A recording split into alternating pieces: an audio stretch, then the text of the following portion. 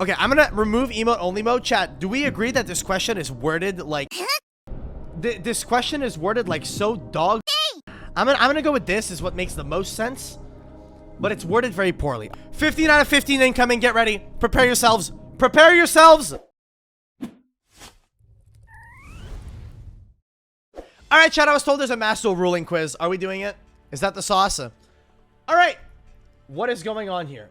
Let's have a look. Road to Worlds proficiency test. Is this a ruling quiz? Before the start of the in-game qualifying rounds for the Yu-Gi-Oh! Master category, which will be held on Tuesday, May 16th, this test is designed to help you gain insight into the rules and functions of Yu-Gi-Oh! Master while solving the questions. Wait, when is it? Can I take it now? Where do I take that? Click see details. Chat / prediction. Does Coder get a perfect score? I don't know if it's like a ruling quiz or what or whatever. I'm pretty sure I know my Yu-Gi Mons well enough that I should be fine. Ladies and gentlemen, it's time. The proficiency test, see details. Oh, it's online. Okay, can I take the test? Start now. Okay. Which of the following is correct about each phase?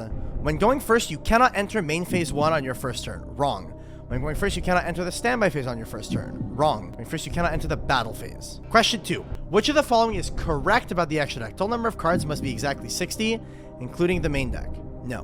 When using pendulum monsters, the number of cards in the extra deck should be created with no more than 14. Wrong. The extra deck can be anywhere between 0 and 15 cards. Yes. Correct. Which of the following is correct about link monsters? When special summoning a link monster from the graveyard, you can only summon it to the extra monster zone. Incorrect. When link summoning a monster, you can only summon it to the extra monster zone. Incorrect. When special summoning a link monster from the graveyard, you can only summon it to a main monster zone that another link monster points to. Incorrect. When link summoning a monster, the main monster zone, you can only summon it to a main monster zone that another link monster's link arrow points to on your field. Correct. Which of the following does not meet the activation condition if your opponent moves a card out of either graveyard as stated in the effect text of Exo Sister Ellis? Okay, ruling. The effect of the Shallow Grave that you activated, which causes both players to target one monster in their respective graveyard and special summon them in phase on defense position. All three choices meet the condition of Exo Sister Ellis. The effect of Amaze Attraction Thrill Train that you activated, which changes the battle position of your equipped monster, then has your opponent choose an attraction trap card from your graveyard and set it to your field. The effect of Dynatherium that you activate, which allows your opponent to choose a level 4 monster. Oh my god, okay, I gotta read Ellis. If your opponent moves a card out of either graveyard, except during the damage step, you can special summon from your extra deck one Exo Sister Xyz monster. So your opponent has to be the one doing the moving. Let's read Shallow Grave, Thrill Train, and Dynatherium. Shallow Grave, just each player targets one monster in their own graveyard. Each player special summons that target from their graveyard. So this one does move it. Shallow Grave 100% triggers it. Change the equipped monster's battle position, then your opponent chooses one attraction trap card in your graveyard, and you set it to your field. Interesting. Dynatherium, you can special summon this card from your hand. When summoned this way, your opponent can target one level 4 or lower monster in either player's graveyard. They special summon that target to their side of the field.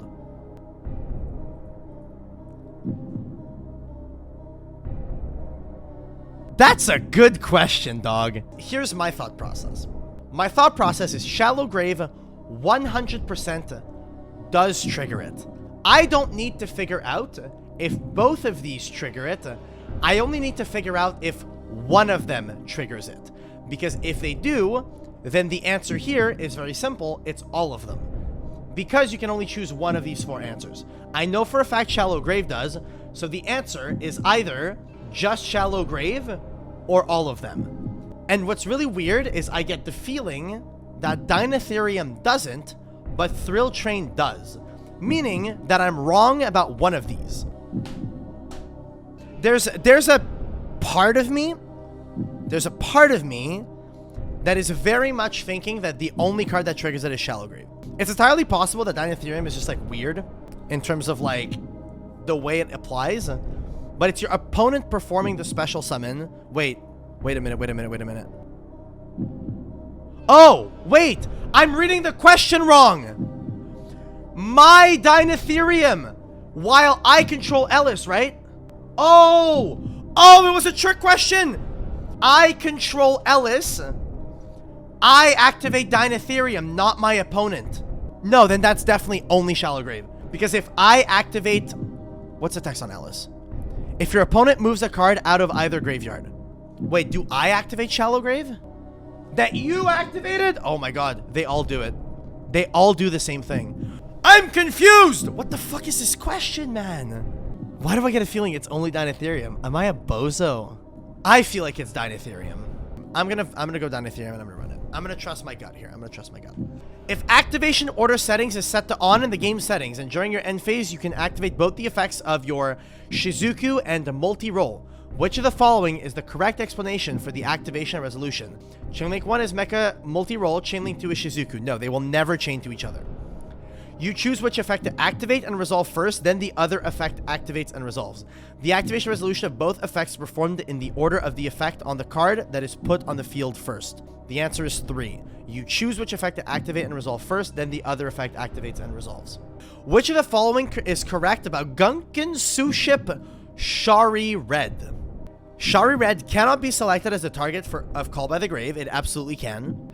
If Gunkan Suship Shari Red and Gunkan Suship Uni as materials, to Exi summon Uni class Super Dreadnought, you cannot apply the effect of Gunkan Suship Shari, draw 1 card. Let me read Shari Red. This card name becomes Gunkan Suship Shari while in the hand, deck, graveyard, or on the field, based on the materials used. Does it consider the materials used while they were on the field? Or does it consider the materials while they're under the Xyz monster?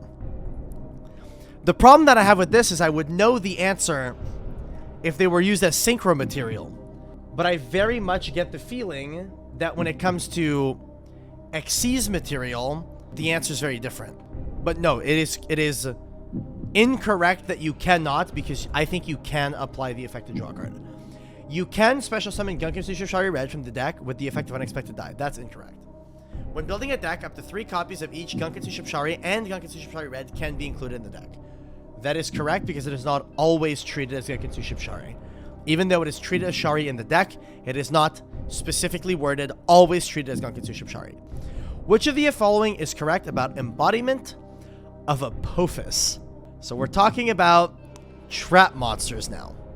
While it is special summoned to a monster zone, you can activate the effect of Treeborn Frog from the graveyard during the standby phase. So this says it is still a trap, and this says you must control no spell or trap cards to activate this effect. You cannot activate Treeborn Frog while you control a monster embodiment of Apophis, because it is still a trap card. While it is special summoned to a monster zone, it cannot be the target of the effect of Tornado. If this just pops a spell trap, it can be targeted.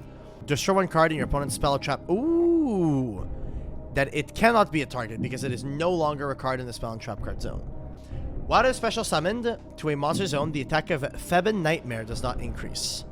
Consider attack while you have no cards in your hand, nor in your spell and trap zones. No, this would increase because you no longer have it in your spell trap zone. While it is special summoned to a monster zone, you will not be able to use a spell and trap zone.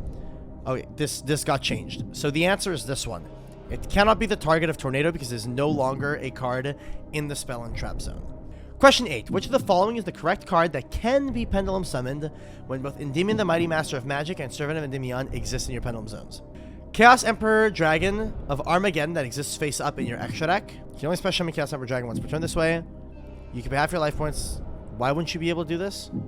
You control Endymion and Servant of Endymion exist in your pendulum. Oh, they're asking what you can pendulum summon? Oh, can be pendulum summoned. I misread the question. Okay. So this is a level 8, and Endymion is a scale 8, so you cannot summon that. Mythical Beast Master Cerberus that is in your hand. I believe this is a level 7. It's a level 8, so no. Odd Eyes Phantom Dragon, which I believe is a 6. It's a 7. Nirvana High Paladin is this face up. This is a level 8. A level 10. So yeah, the answer is very simple. It is Odd Eyes Phantom Dragon. Which of the following cannot be set in game settings? Automatically choose the space to place a card. No, that can be. Display number of dual spectators, you can change this. Display a button that switches the activation confirmation setting on the dual screen. Reveal the opponent's hand in the replay. This one. I've watched enough replays to know that it's this one. Dude, if this is the only one I get wrong, I'm paying out the believers. I'm letting you know that right now. Holy fuck. Which of the following does not display detailed information by holding the eye icon on the dual screen? Number of cards in your opponent's deck is visible. Number of remaining normal summons your opponent can make is visible. Number of cards in your opponent's extra deck is visible. Information about a card set in your opponent's field is not visible. Which of the following mates that can be set in edit profile can change appearance during a duel? Laundry Dragon Maid. Which of the following is a correct description of the standard from Unlimited list as of May 2023? Gazelle is unlimited. Bro, you're asking the salad player how many copies of Gazelle you can play 3. 3 Gazelle, bro. Which of the following game settings options should be changed in advance if you have a card that you want to activate after the activate effect of your opponent's card is resolved? What? So it's asking me what you want to have in order to toggle on? Bro, I don't know the name of the fucking option. What the fuck? It's the one that you when you toggle on. Basically, they're asking me you want to toggle on. Bruh. I'm gonna click self-chain, and if this is wrong, I'm gonna be upset. Which of the following is correct description by the dual UI? By setting the display face down cards as transparent to on in game settings, you can see the cards set on your opponent's field. Obviously not. What the fuck? Cards set on the opponent's field that can be activated by them will have glowing yellow edges. Maybe. I know they have like the little fucking shadow. Cards that can be activated from your hand will have glowing blue edges. No, they have glowing yellow edges. Glowing blue means you can normal summon them. Cards that can be summoned from your hand will have glowing blue edges. Yes, these are the ones that you can normal summon. Which of the following are not displayed on the dual UI? The number of cards in the opponent's deck, the contents of your cards that are banished face down, number of cards in the opponent's hand, cards in your opponent's face, cards of... It's this. Well, I mean, no, like... You can see their face down banished cards, but they're face down. You cannot see the number of cards in their hand. It's not displayed unless you press I. This question is so rigged. You can't see the contents of their face down banished cards. You can just see that they have face down banished cards, but maybe they consider that as contents. And you can visibly see the number of cards in their hand, but the number of cards in their hand is only displayed once you press the I button. Okay, I'm gonna remove emote only mode. Chat, do we agree that this question is worded like ass? This question is worded like so dog shit. I'm gonna go with this is what makes the most sense, but it's worded very poorly. 15 out of 15 incoming. Get ready. Prepare yourselves. Prepare yourselves. Huh? What did I get wrong? What did I get wrong? What did I get wrong? It doesn't tell you? The Ellis question asks which card doesn't meet Ellis' activation condition? No shot! It said which one doesn't? Bro, lost to reading. Well, I passed, so just fuck it. Dude, I'm upset. I'm upset. That is upsetting. That is an upsetty spaghetti moment. Well, chat, after 3 hours of streaming, it is time for me to end stream, chat. I'm leaving. I'm not playing Yu-Gi-Oh! That's a joke. I'm playing Yu-Gi-Oh! It's time to play some Yu-Gi-Oh! Chat. I hope you guys are ready to do a little bit of gaming. I'm not okay. I failed the quiz. I didn't fail. I passed.